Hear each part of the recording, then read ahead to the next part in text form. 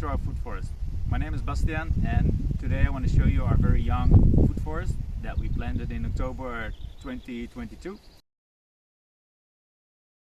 So it's now about nine months old, and it's a food forest that we planted in the north of Spain, the Mediterranean region. And I want to share with you our 3 biggest learnings so far.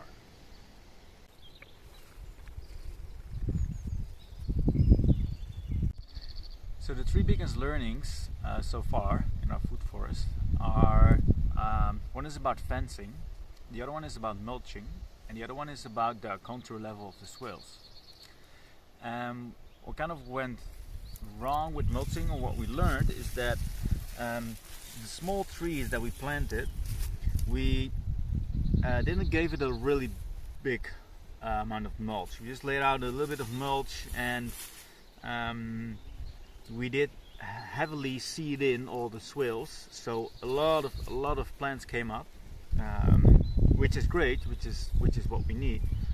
But then it became at some point really difficult to find all the small trees, like this one. And then what happened that is, with mowing, or with making paths, or with walking in the food forest, sometimes you step on a very small tree, because in the end you kind of forget where you planted all these things. And so what we learned is that it's just a lot easier when you from the start have a big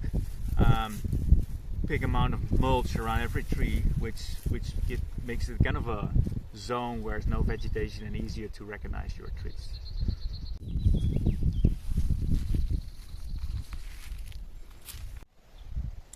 So the second learning is the contour level of the swales. So we're in a swale here right now, which is about a meter wide, and so when the excavator came and was digging out the swales, first 2 swales I was there to check if he was doing everything correctly, and I was checking it with an A-frame. Once it was dug out, I went over the swale with an A-frame to check if the bottom of the swale was level, and that went well, first 2 swales, but the last swales I become lazy. I thought it's going to be all fine, and in the end there were a couple of areas where the swale wasn't as deep, and that means that when it rains the water isn't spread out evenly through the swales. So then I had to correct it by hand, which is just a lot of work.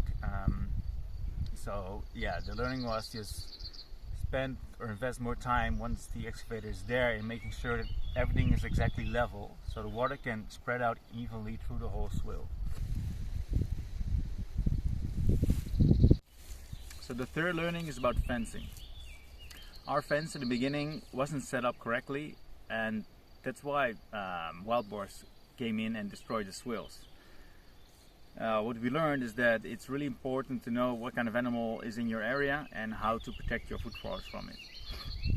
What we in the end had to do was making the electricity. It was kind of set up more for deer, and it had kind of a lot of space down here, and wild boar just went under it and entered the food forest.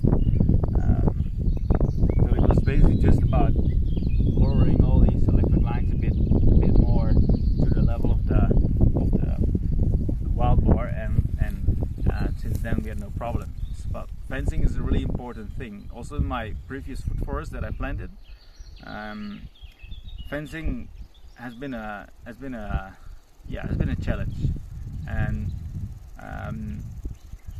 yeah, I think this is also one of the important things before starting a food forest, because it can be really demotivating if you've done so much work and you thought about all these things, but the fencing, either you try to do it fast or cheap, as I always try to do, but don't think about it too much, and in the end it can be really devastating when when a deer of wild boar comes in and really destroys all the young, juicy, delicious trees. So yeah, that's been a really big learning for us.